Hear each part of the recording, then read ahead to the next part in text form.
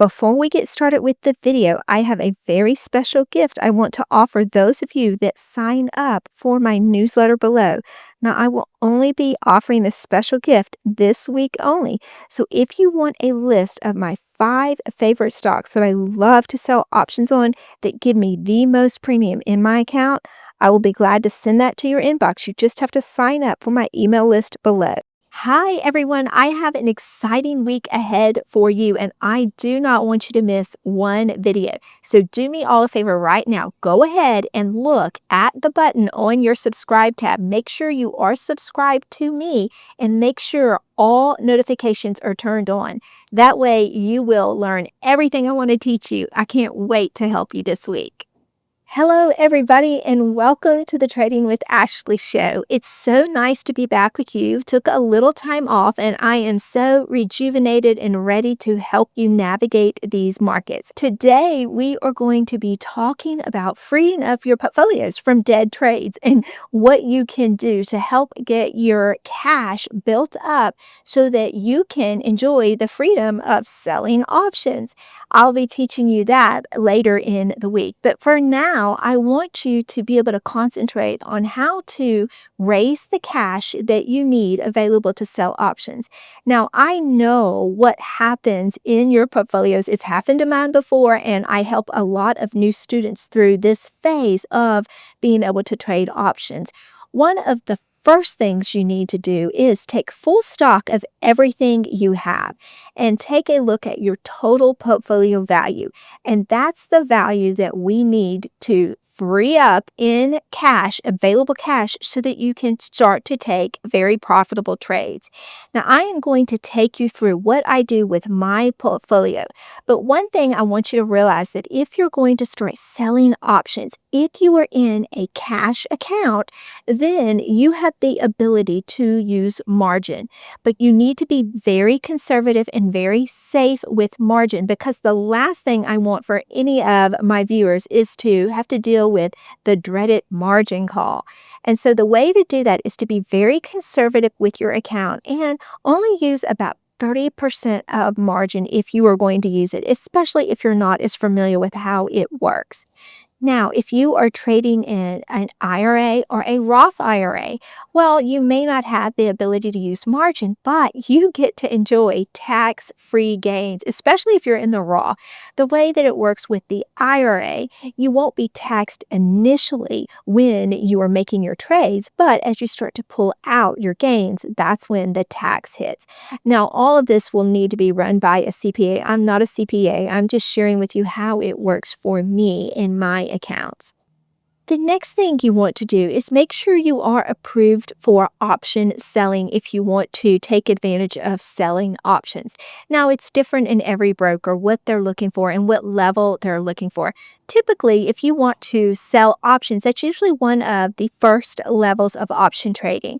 If you want to get into more complicated trading, like doing credit spreads or anything like that, usually they're looking for the higher level. Now, usually one level below the highest level that they offer should be sufficient. I try to avoid the highest level of option approval because that is the ability to sell naked calls, and that can get you into a lot of trouble. So to avoid that, I always just share with my students I would not go higher than the next level below the highest level.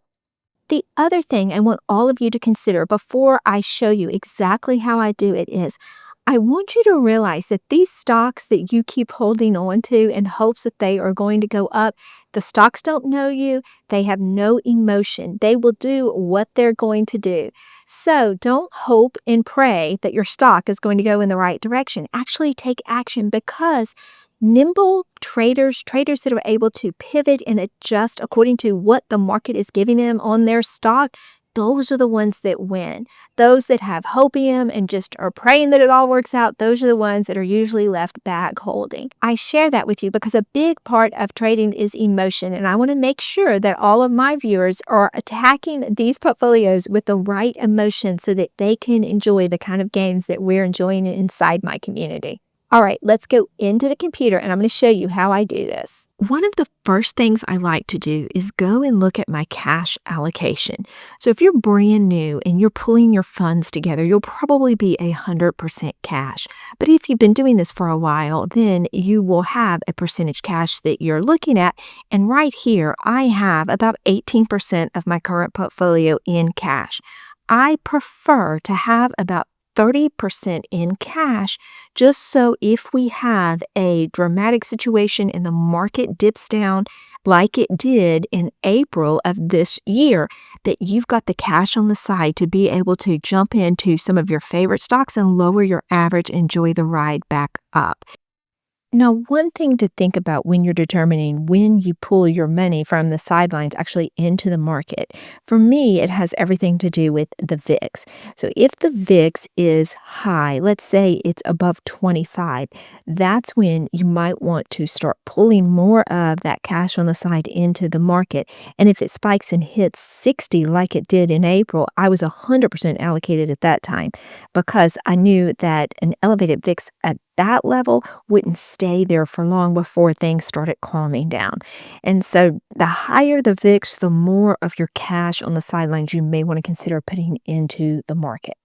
So what I might do next is I want to go look at all of my positions and determine which ones are ready to cash in, which ones I am ready to just cut my losses on to build up that cash to move them to a better opportunity. So in Robinhood, I'm in Robinhood right now for this account, and I like to sort everything by total return so that I can get a good look at what is profiting the most. You could also sort by the amount if you want to hit your highest levels first and then work your way down from there.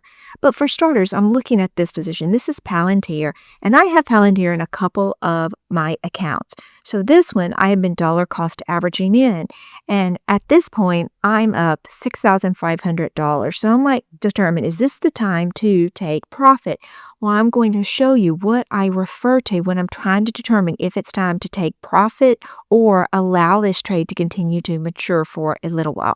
So to do that, I'm going to take you to Yahoo Finance, and we are going to look at the technicals on Palantir to see what my next step may be with this stock. So here I am in Yahoo Finance. Now, the date of recording this, Palantir is trading at about 137.50. And what I want to do to determine is there potentially a little bit more opportunity in the stock is I want to look at two things. The first thing I want to look at is right here, the RSI. It stands for Relative Strength Index. And when this number gets to 70, there's a good chance that we will see a pullback in the coming days or weeks. So when the RSI is 70 or above, that is considered overbought, and it may need to cool down for a little while and then allow other traders to get in before it heads back up. So that's the first thing I look at. So we're close to 60 right now, which means there's still a little bit of upward opportunity in this stock. The other thing I want to look at is Bollinger Band placement. And this is on the 3-month chart. And what I'm looking at right here, you see we're in the upper quadrant of the Bollinger Band, but we're not quite to the top yet. So when we do get to the top, currently it's at about 143 would be the top, 144. If we get to the top, more than likely you'll also see the RSI close to 70. It doesn't always follow exactly, but usually they're pretty close.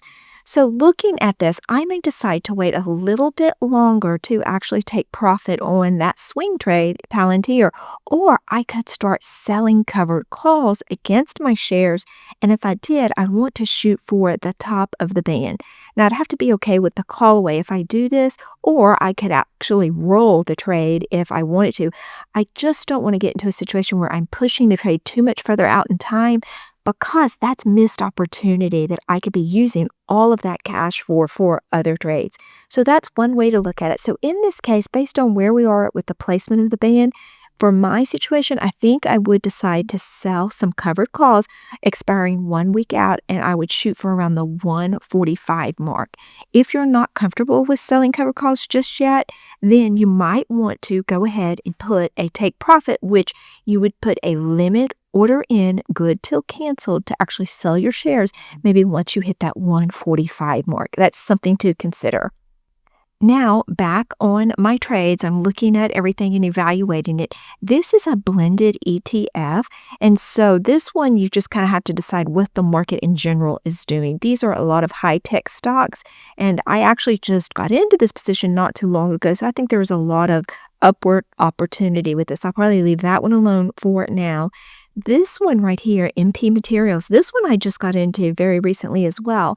But you can see I've already had $605 in appreciation, and this is not, I've been in this trade maybe for a week. So let's go look at it in Yahoo Finance and let's get a sense for if it might be time to go ahead and take profit on MP Materials. Okay, this is exactly what I was referring to earlier. Look at this. We are at the very top of the Bollinger Band right here. We have stretched it. You can see that with getting higher. And then look down here. I told you 70 is kind of something to consider. We're almost at 80. So this could keep running. I mean, stocks don't actually have to follow this formula, but it is usually a very good time if you are trying to decide, is it time to take profit? And also, if you're wanting to get into a stock, I would never encourage anyone to start chasing a stock when it is this overbought that we are close to 80 on the RSI.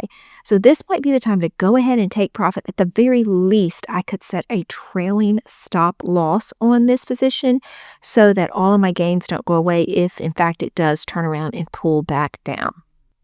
So you just simply go through each of your positions and determine, like I showed you, what is at the point that you want to go ahead and take profit. So this one on MP Materials, I'll be taking profit on this one so that I can free up all this cash for other opportunities.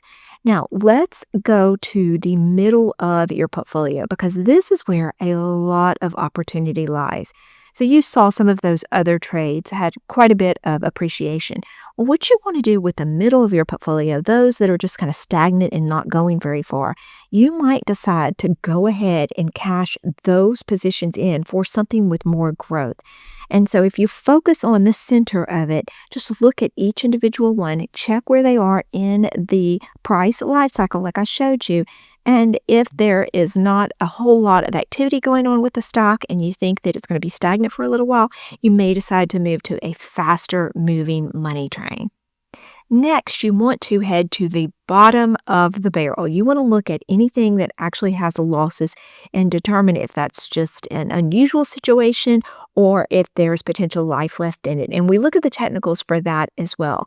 So you can see all of these positions, they have pulled back, and so I'm not making any money on them. But let's take a look at like Apple. Let's go see what it looks like on its technicals, and I can see if I feel like, based on everything I'm looking at, that there is a reversal about to happen, or if we're just kind of stuck in a range and if I could move that money somewhere differently. Okay, here's Apple. Now, this is showing me that I am really kind of stuck right now in a range, and several things are showing that to me. Let me show you right here. You see the RSI right here? We're right at about 50. So we're in the middle, and look, we've been at 50 for quite some time. So not much is happening with Apple. You can also see on the band that it's compressed. So you see here, there's wild price action. But when the band is more linear like this, that means it's price compression and it's just moving sideways. And unless there's a catalyst that would push it higher, this is probably just dead money right now and just sitting in a holding pattern. The other thing that stands out to me is this. We are under the 200-day moving average, and we're well under it. The 200-day moving average is around 223, and we're sitting here right at about 200. So you can really expect that until we get over the 200-day moving average and we start using it as support, that this trade might continue to trade sideways. So it's up to you what you do with it, obviously. But for me in this position right now, I am going to go ahead and take a little bit of a loss. I'll call it tax loss harvesting. And then I'm going to move it to a better opportunity, or just use the cash that was freed up to sell puts on another trade so it can start to make some money for me instead of just sitting in this holding pattern. So once you've cleaned up your portfolio and you have a total amount of cash that you're working with, I'm still at this amount because I haven't actually made the sell on those positions. But let's say it's at $80,000 and that's the cash that I'm working with. then this is what is available to actually sell puts with. So if you have 80,000, you're probably wondering, well, how should I split that 80,000 up? So one thing I like to do is I like to always encourage my students to not put more than 10% into any one ticker symbol. Now, if you're dealing with a blended ETF like the NASDAQ or the SPY, that's different because it has a lot of variety built into it. But you don't want an entire trade taking hostage of your portfolio if the CEO says something off color or if they have a bad earnings report. So if you will hold about 10%, no more than that, usually you'll be okay because other plays may be working in your favor if one particular ticker symbol is not. So with that being said, I'd want to take my 80,000 to get an understanding of how much I would want to put in each trade. So if I'm looking at 10% and I've got 80,000, that's about $8,000 per ticker symbol that I'm interested in. And then you have to do one more calculation. You want to determine 100 shares of a ticker symbol to know what level you should be looking at for the strike price. So if I take my 8,000 and I divide it by 100, because when you sell options, you're looking at 100 shares, that gives me $80. So I am looking for any stock that has a price point of $80 for the strike price that I am selecting. So now I'm going to actually go on the hunt for a stock that is $80 or below to sell options on. I had shown you the MP materials, and remember, this one's overextended, but it does have a lot of premium that I've noticed. And so once this calms down a little, let's say it pulls back to maybe $30 or $25, this one might be a great candidate for you to look at options. And so if you want to sell options on it, what you would do is you would go to Trade MP Options, and then you want to click Sell Put, and you can determine how far out you go. I typically like to go 1 to 4 weeks out just so I can have an opportunity for the trade to work in my favor. And so if I was going to go, let's say I wanted to go to July 18th, because that gives me a little bit of time to have some price movement on the stock. Now, right now, we are trading a little bit higher. So to illustrate my point, I am going to select a strike price that at this point, I wouldn't actually sell options on this trade because it's overextended. But for you to get an idea of the potential price action, I'm going to have to kind of stick close to where we are now so you can see the potential. So we're trading at 37. So what I might do in this situation is look at something that gives me about an 80% chance of profit. So if you go down here and look at 31, this one is actually not bad at all. So we're looking at 88 cents a share, which is going to be $88. Now I'm going to have to put up $3,100 to be able to purchase those 100 shares if we get down to $31, and I will be receiving $88 for it. But remember, we have 8,000 that we're working with, so on this one, I would be able to actually sell a couple of contracts. So let's see what that looks like. Once you choose the option, you change the quantity to 2, and here it shows you everything that you're looking at. So let's assume it's at 85. So let's review the order so that we can see what's going on here. It's requiring $6,200 in collateral, and that's fine because I allocated $8,000 per trade. And for this trade, I'm going to be receiving $169. This is the premium that I keep regardless of the outcome of the trade. The only way that you actually will lose this is if you voluntarily give it up by buying the contract back early. And so what will happen after I sell this put is either when we get to my expiration date, MP, if it's trading at my strike price or lower, I'll be put the shares, but I still keep this $169. If we're trading even a penny above my strike price, then I will get to keep 100% of this $169, and then my collateral that's being held for the trade, the $6,200, it's released for me to do other trades with. So that gives you a good sense of what happens, and that will help you better understand when you sell a put option, what's going on in the background. Now, sometimes you do have to deal with something called early assignment. And so let me just let you know what that is. If in the course of between now and your expiration date, if MP pulls below your strike price, in this case it's 31, then you might be early assigned. It happens about 7% of the time. And if that were the case, it's not the end of the world because you go ahead and you get those shares right away and you can turn around and start selling covered calls against those shares a little bit earlier than your expiration date. So actually, early assignment, as long as the price doesn't pull back too much after assignment, can actually work in your favor. And then after you make that trade, you go back to looking for different trading opportunities. And once you have allocated all of your capital, then you just wait for the trades to work out in your favor, or you can roll the trade if it's working against you and you're getting a little bit nervous about the trade. But I don't want you to be afraid of assignment, because when assignment happens, that's when the real potential opportunity comes into play. Because if you get assigned a stock and then when it turns around and starts heading back up, you're getting all that stock appreciation, and then you'll start selling calls, covered calls against your position, and you'll get that premium as well. Now that you know exactly how I review my plays and I clean up my portfolio and I cash up getting ready for the next big opportunity, I hope it helps you do the same. I will be working on my next video for you, and I think it's going to really help you start to understand the financial freedom that is in front of you with selling options. Remember, if you're with me, Trading with Ashley, there is no trader left behind. I look forward to being with you all week. Okay, until my next video, I picked out a video to help make sure that you know everything you need to know to get started with this game. You're going to be able to watch that video right here.